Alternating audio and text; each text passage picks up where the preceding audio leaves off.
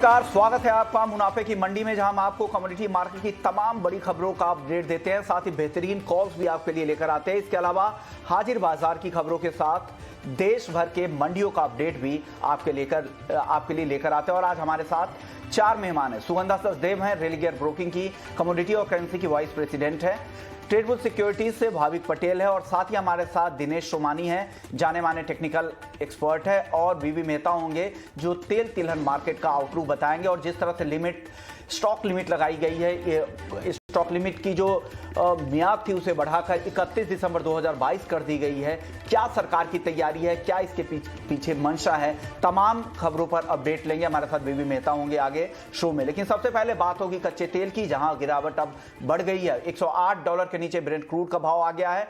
5% से ज्यादा की गिरावट यहां दिख रही है। एमसीएक्स क्रूड 7,650 रुपए के नीचे है। करीब 6% की गिरावट एमसीएक्स क्रूड में दिख रही है। सुगंधा जी, क्रूड में जो ये गिरावट आई है, इसके पीछे क्या वजह आपको दिख रही है और लग रहा है आपको कि यहां से ये गिरावट और गहरा सकती है?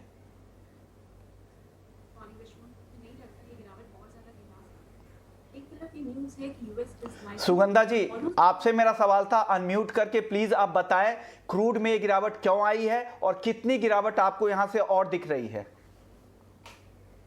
Am I audible? I hope I'm audible. जी बोलिए। मुझे नहीं लगता कि ये गिरावट और ज्यादा गहरा सकती है। इस गिरावट का अगर मेजर रीजन देखें तो कोविड रेस्ट्रिक्शंस जो चाइना में काफी ज्यादा बढ़ गई हैं, इससे एक्सपेक्टेशंस है कि ऑलमोस्ट 2 लाख बैरल्स तक का जो सप्लाई है, जो डिमांड है वो कम हो सकती है। और इसके साथ साथ यूएस ने अनाउंस किया है कि वो ऑलमोस्ट 180 मिलियन बैरल्स का ऑयल अपनी स्ट्रैटेजिक पेट्रोलियम रिजर्व से रिलीज करेंगे over the next few months. So इसी वजह से प्राइसेस में हमने एक सिग्निफिकेंट डिक्लाइन आते हुए देखा है आज के सेशन में। बट मुझे लगता है अभी भी जो प्राइसेस चल रहा है रशिया और यूक्रेन में, और यूक्रेन भी काफी ज्यादा फर्दर अटैक्स का प्लान कर रहा है towards eastern side of Russia, इससे मुझे लगता है ये जो जियोपॉलिटिकल रिस्क प्रीमियम है ये बना रहेगा क्रूड के प्राइसेस में। और अगर हम लेवल प्राइस की बात करते हैं तो 7500 मार्क डोमेस्टिक मार्केट्स में एक बहुत स्ट्रॉन्ग सपोर्ट की तरह एक्ट कर रहा है। इवन तो मुझे लगता है मार्केट काफी ज्यादा वॉलेटाइल रहेगी, बट यहाँ से मुझे लगता है रिन्यूड बाइंग इंटरेस्ट देखने को मिल सकता है। इन्वेंटरीज भी देखें तो कॉन्स्टेंटली डिक्लाइन कर रही है यूएस में, सो मुझे लगता है यहाँ से बाइंग करके चल सकते हैं। बट यस, फ्यूचर्स में अवॉइड करके रादर 7700 की कॉल ऑप्शन में मैं बाइंग की एडवाइस होगी at levels of around 450 to 460। Stops रहेंगे 300 और हाई साइड में हमारे टारगेट्स रहेंगे 670 तक के। सो अभी फ्यूचर्स को अवॉइड करें बिकॉज वॉलेटिलिटी हाई है और प्राइसेस स्लाइटली डाउनवर्ड्स है, बट यहाँ से एक रिन्यूड बाइंग इंटरेस्ट देखने को मिल सकता है। ओके, यहाँ से वापस से खरीदारी आ सकती है, ऐसा सुगंधा जी को लग रहा है। भाविक, आप क्या मानते हैं? आपको लग रहा है कि ये जो गिरावट आई है यहाँ वापस से खरीदारी लौटेगी और फिर से तेजी दिखेगी क्रूड में? Good morning Vishu Mohan ji. देखिए, थोड़ा नीजक रिएक्शन ज़रूर से देखा है हमने, क्योंकि जो यूएस है वो लोग सोच रहे हैं कि at least 1 million barrel per day strategic reserve से निकालेंगे। इनफैक्ट आज डिसीजन भी होगा, तो मुझे लग रहा है कि उसकी वजह से काफ़ी वॉलेटिलिटी देखने को मिलेगी। और अभी अगर हम ओपन इंटरेस्ट भी देखें तो काफ़ी सारे जो लॉन्ग है वो निकल के थोड़े शॉर्ट में बन रहे हैं। तो मुझे लग रहा है कि कहीं ना कहीं एटलीस्ट 7600 तक हम लेवल देख सकते हैं। आई थिंक ब्रेंट में भी 105 से 102 तक ही मुझे लग रहा है डाउन साइड आएगा, क्योंकि लिमिटेड है, क्योंकि अभी भी अगर सप्लाई देखें तो काफ़ी कंस्ट्रेंट्स हैं। बट हाँ, अगर आज डिसीजन आता है कि 1 मिलियन बैरल वो लोग स्ट्रेटेजिक रिजर्व्स निकालेंगे तो थोड़ा और रिएक्शन आ सकता है डाउन साइड के लिए। तो मैं थोड़ा डिफरेंट व्यू रहूँगा कि जहाँ पे 7500 का पुट है 14 अप्रैल का, जो 350 चल रहा है वो 330 के करीब आता है, तो मैं लॉन्ग की रिकमेंडेशन करूंगा 200 के स्टॉप लॉस से, और टारगेट रहेगा 600 का। दैट बीइंग सेड, मुझे भी लग रहा है कि ऑप्शन में ही स्ट्रेटजी करनी चाहिए, क्योंकि फ्यूचर में बहुत वॉलेटाइल है, तो फ्यूचर में ज़्यादा रिस्की है।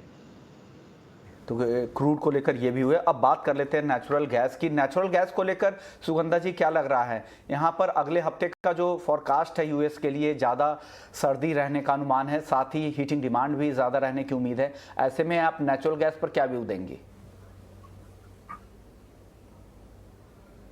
मुझे लगता है नेचुरल गैस का रहेगा because Russia is now asking for natural gas sales जो कर रहा है अनफ्रेंडली कंट्रीज को, उसकी पेमेंट वो रूबल्स में एक्सपेक्ट कर रहा है। सो जिससे नेचुरल गैस की सप्लाई जो है बाकी कंट्रीज को वो काफी हद तक हर्ट हो सकती है। अभी तक ये पेमेंट यूएस डॉलर्स में हो, पेमेंट्स इन रूबल्स, सो इसकी वजह से मुझे लगता है सप्लाई की कंस्ट्रेंट्स बने रहेंगे। इसके साथ साथ कोल्डर वेदर की एक्सपेक्टेशंस बनी हुई है यूएस में। इन्वेंट्रीज भी अगर हम देखें तो 5 ईयर एवरेज से काफी ज्यादा नीचे चल रही है। तो ये सारे फैक्टर्स नेचुरल गैस के प्राइसेस के लिए काफी सपोर्टिव है। तो नेचुरल गैस में मेरी 418 के लेवल्स पर बाइंग की एडवाइस रहेगी। I am slightly revising the levels. 418 के लेवल्स पर बाइंग कर सकते हैं। रिवाइज स्टॉप लॉसेस रहेंगे 412। हाई साइड में हमारे टारगेट्स रहेंगे 425। हैविंग सेड 425 एक इमीडिएट रेजिस्टेंस है। प्राइसेस अगर इसको ब्रेक करते हैं तभी ये मोमेंटम फर्दर कंटिन्यू होगा, अदरवाइज 425 के लेवल से हम दोबारा से सेलिंग प्रेशर आते हुए देख सकते हैं। इसके साथ साथ मैं क्रूड के लिए एक बहुत इंपॉर्टेंट फैक्टर और हाईलाइट करना चाहूंगी। आज के मार्केट में मुझे लगता है वॉलेटिलिटी और ज्यादा एनहांस रहेगी, बिकॉज आज ओपेक प्लस की मीटिंग भी है, जहां ये काफी ज्यादा एक्सपेक्टेशंस बनी हुई है कि ओपेक प्लस अपना आउटपुट जो इंक्रीज कर रहे हैं पिछले कुछ महीनों से by around 4 lakh barrels per day, और उसी को कांस्टेंट मेंटेन करेंगे। इवन दो काफी ज्यादा प्रेशर आ रहा है ओपेक प्लस कंट्रीज पे to increase output because of the rising crude oil prices, but मुझे नहीं लगता कि वो अपना आउटपुट बहुत ज्यादा इंक्रीज करने वाले हैं। सो ये भी एक फैक्टर बहुत ज्यादा इंपॉर्टेंट रहेगा क्रूड के प्राइसेस के लिए, और इससे इवनिंग सेशन में काफी ज्यादा वॉलेटिलिटी देखने को मिल सकती है। तो एक अहम मीटिंग है जहां पर ओपेक प्लस मई की में किस तरह के उत्पादन की पॉलिसी रहती है उस पर विचार करने वाला है, लेकिन सोर्सेस यही बता रहे हैं कि 4 लाख बैरल उत्पादन बढ़ोतरी जो उनका पुराना करार है उसी को कंटिन्यू आज भी कर सकते हैं, ये उम्मीद है। क्योंकि जितने भी बड़े उत्पादक हैं सऊदी, यूएई वगैरह नहीं चाहते हैं कि तेजी से उत्पादन बढ़ाई जाए। चलिए अब आगे बढ़ते हैं और गोल्ड और सिल्वर की बात कर लेते हैं। यहाँ पर भी आज दबाव भी है, चांदी ज्यादा कमजोरी दिखा रही है। भाविक चांदी में क्या लग रहा है? गिरावट 800 रुपए के आसपास है और गिरावट बढ़ती दिख रही है आपको यहाँ से? जरूर विश्वमोहन जी, मुझे लग रहा है कि मई में आई थिंक 67,100 के करीब अगर आता है तो वहाँ से शॉर्ट कर सकते हैं 67,500 के स्टॉप लॉस से, और टारगेट रख सकते हैं 66,000 का। अगर गोल्ड और सिल्वर में दोनों में अगर देखें तो सिल्वर काफ़ी अंडर परफॉर्म कर रहा है और मुझे लग रहा है कि आज के दिन भी अंडर परफॉर्म ही करेगा, तो चांदी में मेरी शॉर्ट के रिकमेंडेशन रहेगी। यानी चांदी शॉर्ट करने की सलाह है। 66,000 के टारगेट के लिए आप यहां पर बेच सकते हैं। सुगंधा जी, चांदी पर आपका व्यू? मेरा भी सिमिलर व्यू रहेगा। चांदी में मुझे शॉर्ट टर्म के लिए डाउनसाइड नजर आ रही है, but this is strictly intraday. तो 67,000 के आसपास में सिल्वर में शॉर्ट पोजीशंस बिल्ड करने की एडवाइस दूंगी। स्टॉप्स रहेंगे 67,700 और डाउनसाइड में हमारे टारगेट्स रहेंगे 65,700। हैविंग सेड 65,200 दोबारा से एक स्ट्रॉन्ग सपोर्ट की तरह ऐड करेगा और वहां से दोबारा से बाइंग इंटरेस्ट देखने को मिल सकता है। सो सेल ऑन राइज करें, but just for an intraday perspective. चलिए अब बात कर लेते हैं गोल्ड की। हालांकि अप्रैल कॉन्ट्रैक्ट में अब तेजी दिख रही है, लेकिन अप्रैल कॉन्ट्रैक्ट अब एक्सपायरी के करीब है। तो जून की अगर बात करें तो अभी भी 200 रुपए की गिरावट, 176 रुपए नीचे है फिलहाल। सुगंधा जी, करंट लेवल है 51,600 जून कॉन्ट्रैक्ट का गोल्ड का। इन स्तरों पर क्या कोई ट्रेडिंग रणनीति है आपकी तरफ से? मैं इन स्तरों पर बाइंग की एडवाइस नहीं दूंगी, बट यस जून कॉन्ट्रैक्ट में सर्टेनली अगर हम देखें तो 51,400 के लेवल्स पर प्राइसेस एक अच्छा सपोर्ट ले रहे हैं। इवन दो आज हमने डॉलर इंडेक्स में दोबारा से रिकवरी आते हुए देखी है, तो ये प्राइसेस को कुछ हद तक सप्रेस कर रहा है, और इसके साथ साथ aggressive pace of rate hike के कंसर्न्स मार्केट में अभी भी बने हुए हैं। बट स्टिल जो रशिया और यूक्रेन के प्राइसेस चल रहा है, इवन दो कुछ हद तक हमने ई स्टॉक्स में प्रोग्रेस आते हुए देखी है, बट स्टिल यूएस ने वार्न किया है कि फर्दर अटैक्स हो सकते हैं।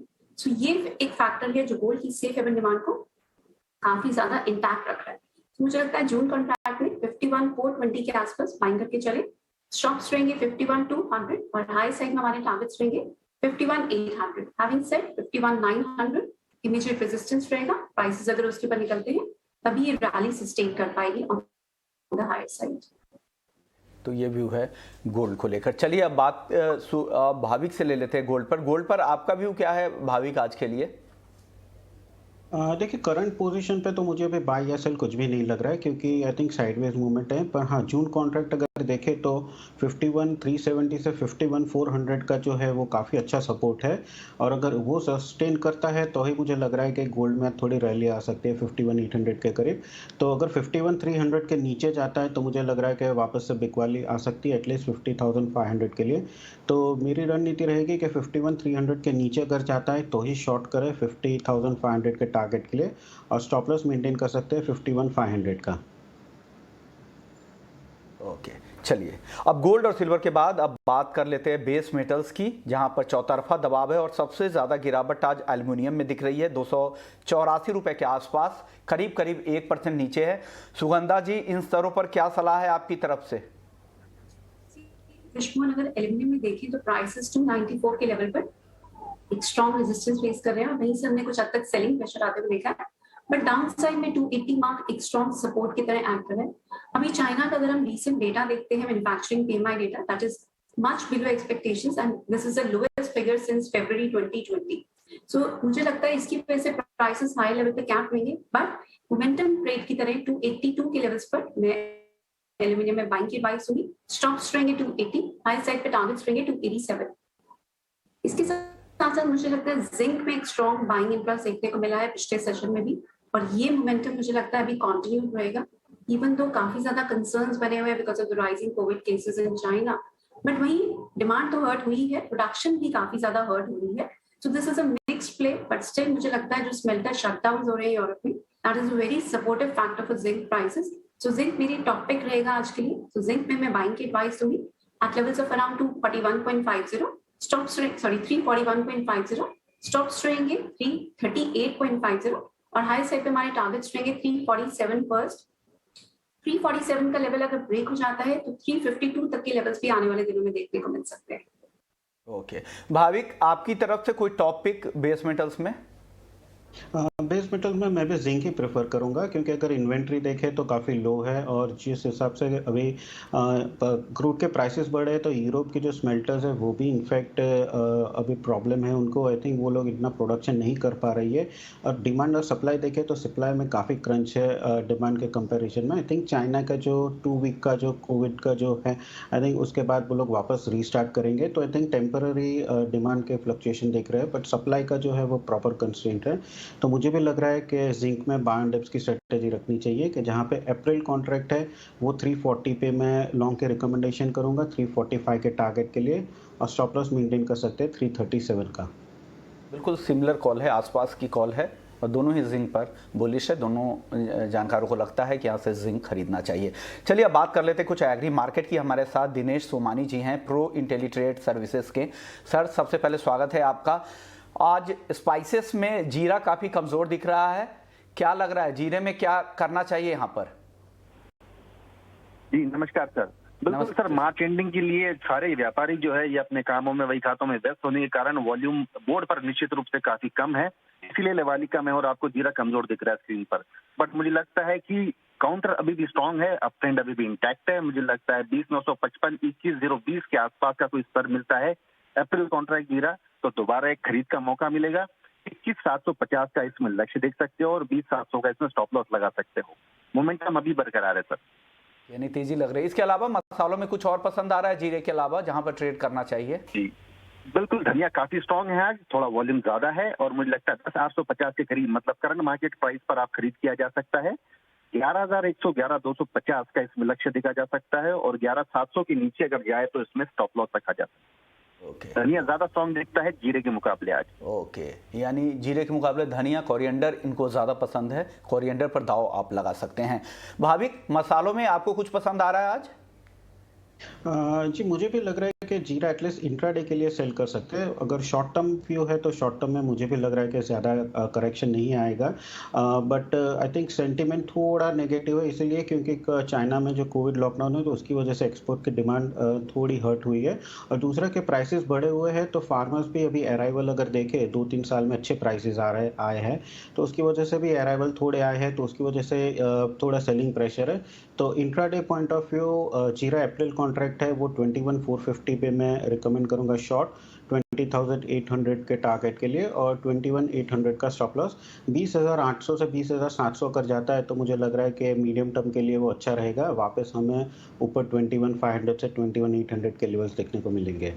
ओके, तो ये व्यू है जीरे को लेकर। चलिए बात कर लेते हैं ग्वार की। हालांकि ग्वार में शुरुआती कारोबार में तेजी दिख रही थी, अब सुस्ती दिख रही है। ग्वारगम हल्की कमजोरी है 12,000 के ऊपर, हालांकि अभी भी बरकरार है। ग्वार सीड 6,350 के आसपास है। सोमानी जी, ग्वार सीड या ग्वारगम कहाँ दाव लगाएंगे आज? गम ज्यादा स्ट्रांग दिखता है, मुझे लगता है कि 12,000 के अंदर का स्तर अगर गम में कहीं मिलता है तो एक खरीद का अच्छा मौका मिलेगा। अगर आप देखिए तो 11,600 से गम एक तरफा बढ़ता गया, 12,200 का स्तर छुआ, 600 रुपए बढ़ने के बाद एक 200 रुपए की करेक्शन स्ट्रांग मार्केट के लिए काफी हेल्दी चीज होती है। मुझे लगता है कि 12,000 के अंदर गम खरीदे और 6300 के अंदर आप ग्वार खरीद सकते हो, 6480 का लक्ष्य देख सकते हो और 6200 की स्टॉप लॉस रख सकते हो। ग्वार सीट के लिए 6,340 से 6,450 का टारगेट है, स्टॉप लॉस लगाना है 6,180 का, और जो बाइंग का लेवल है वो है 6,240 से 6,260 के बीच में आप ग्वार सीट खरीद सकते हैं। चलिए अब बात कर लेते हैं कॉटन के और कॉटन की। हालांकि आज मुनाफा वसूली है, रिकॉर्ड रैली के बाद यहाँ पर आज एक सुस्ती ही दिख रही है। कॉटन केक और कॉटन, इन दोनों पर आपका व्यू सोमानी जी क्या होगा?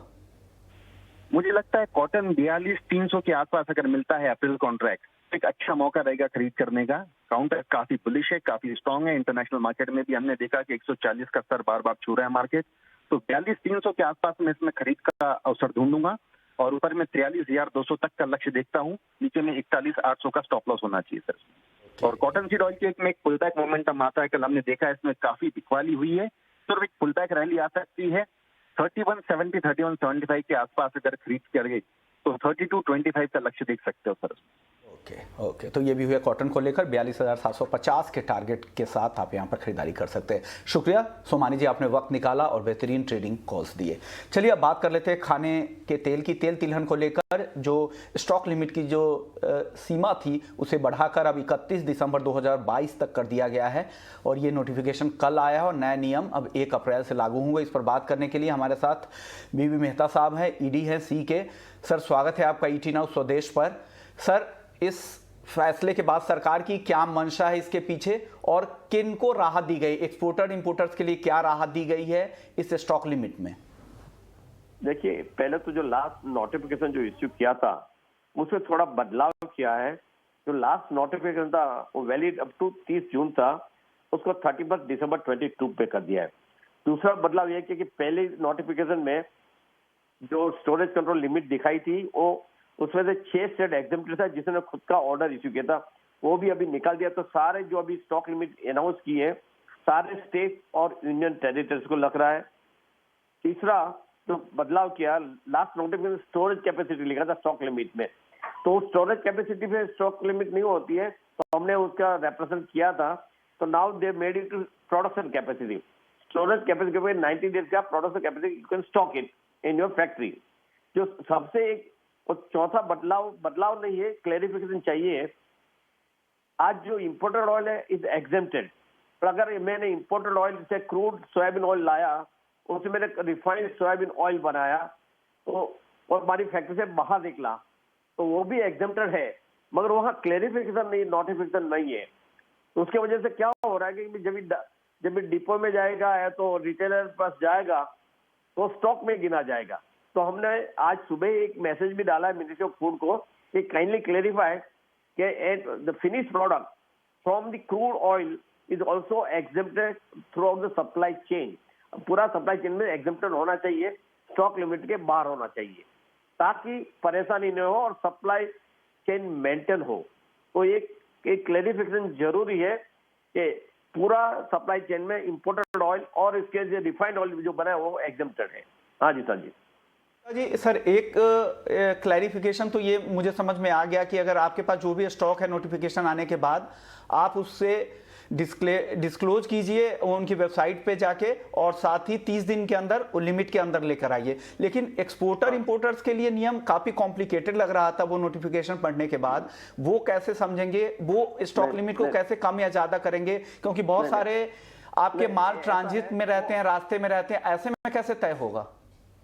नहीं, एक मिनट, जो एक्सपोर्ट के लिए है और आप या तो इंपोर्ट का जो है प्रूव दैट कि भाई एक्सपोर्ट के लिए, जैसे आप एचपीएस ग्राउंडनट आपने स्टॉक किया है वो एक्सपोर्ट के लिए है, आपके पास एक्सपोर्ट का ऑर्डर है, देन इज एग्जेम्प्टेड है। ओके, मतलब आपको प्रूव करना पड़ेगा कि भाई तो एक्सपोर्ट के लिए, या तो जो तेल मेरे फैक्ट्री में पड़ा है वो इंपोर्टेड है, उसका नोट आपके पास उसका बिल ऑफ लेडिंग है, शिपिंग बिल है, सारे डॉक्यूमेंट है, यू हैव टू प्रूव। जो मेरा क्वेश्चन और आगे है, आज मैंने क्रूड ऑयल इंपोर्ट किया, उसे प्रोसेस करके रिफाइंड ऑयल बनाया, जब ये रिफाइंड ऑयल बाहर जाता है वो भी made out of the imported oil, पर वहां क्लेरिफिकेशन नहीं है तो वो भी एग्जेम्प्टेड है। तो वो हम चाहते हैं कि क्योंकि कोई स्टेट में फूड इंस्पेक्टर ने थोड़ा परेशानी कर रहा है कि उसको भी क्लैरिटी नहीं है, हम चाहते हैं कि वो भी क्लैरिटी हो जाए कि जो भी रिफाइंड ऑयल जो बना है फैक्ट्री में वो भी एग्जेम्प्टेड है from the supply chain right from the factory, depot, wholesaler, retailer. वो जरूरी है ताकि फूड इंस्पेक्टर कोई परेशानी नहीं करे और सप्लाई चेन स्मूथ चले। ओके सर, सरकार की तो लगातार कोशिश थी कैसे दाम काबू में। अब आखिरी सवाल आपसे यही हो गया, प्राइस को लेकर क्या लग रहा है इन लगातार सरकार की सख्ती से, आपको लग रहा है हालात जिस तरह के हैं अंतर्राष्ट्रीय स्तरों पे, क्या दाम काबू में आएंगे? देखिए, दाम काबू में ही है। पहले तो एक समझ लीजिए कि हमारी जो इंपोर्ट पे निर्भरता है वो 65% है, तो अपनी मार्केट भी इंपोर्ट के साथ में चलेगी। It moves in tandem with the import market. जैसा आज पेट्रोल है, पेट्रोल 110 रुपये लीटर हो गया, अपने हाथ में नहीं है, क्योंकि 80 से 90% आप डिपेंडेंट है इंपोर्ट पे। जितना चाहे इतना पेट्रोल मिलता है, मगर प्राइस पे मिल रहा है। ऐसा ही एडिबल ऑयल में भी ऐसा ही हो रहा है, क्योंकि आज अगर 25 रुपया का माल आएगा तो 25.5 में बचेगा, 100 रुपया का तो 105 में बेचेंगे। तो इसके लिए थोड़ा सबूर करना। और फॉर्चुनेटली हमारे सामने मस्टर्ड का बड़ा अच्छा क्रॉप है, 11 मिलियन टन का मस्टर्ड का क्रॉप है। सोयाबीन भी अभी अनक्रस काफी बड़ा है, तो सप्लाई चेन डिस्टर्ब नहीं है। हाँ, एक सनफ्लावर में अभी जो दिक्कत है, प्रॉब्लम है, क्योंकि सनफ्लावर आज कम आ रहा है। पहले यूक्रेन से 60-65% यूक्रेन से आता था, बाकी का रसिया और ईस्टर्न ब्लॉक से आता है और थोड़ा अर्जेंटीना से है। अभी इंडिया ने रसिया से ज्यादा लेना शुरू कर दिया है, अर्जेंटीना से भी ज्यादा ले रहे हैं। और आज एक न्यूज में टर्की के पास भी काफी माल पड़ा है, तो maybe we will explore that कि भाई टर्की से भी माल ले। मगर थोड़ी तकलीफ है सनफ्लावर ऑयल में। और साथ में सनफ्लावर ऑयल का अपना महीना की जो खपत है 1,75,000 to 2 लाख टन की है, उसमें कोर डिमांड तो खाली 1 लाख टन है। बाकी जैसे होटल रेस्टोरेंट वाले जो सनफ्लावर यूज करते था, they move to the RBD olein और कॉटनसीड ऑयल, राइस ऑयल पे चले जाएंगे। बाकी जब तक ये वॉर खत्म नहीं है तब तक सनफ्लावर के भाव ऊपर आ गया। फिर भी मैं देख रहा था लास्ट एक वीक में लोकल प्राइस कम से 2.5 से 3% गिरी है, इंटर प्राइस भी 3% गिरी हुई है। और मलेशिया का जो रिपोर्ट आ रहा है पाम ऑयल का कि सेकंड हाफ में प्रोडक्शन सडनली बढ़ने वाला है, तो उसका भी प्रेशर आएगा। और साथ में वहाँ जो लेबर शॉर्टेज है उसके वजह से ज्यादा प्रॉब्लम आ रहा है। अगर मलेशिया रिलैक्सेशन कर दे लेबर के लिए, फॉरेन लेबर के लिए, तो वहां भी प्रोडक्शन जल्दी बढ़ सकता है।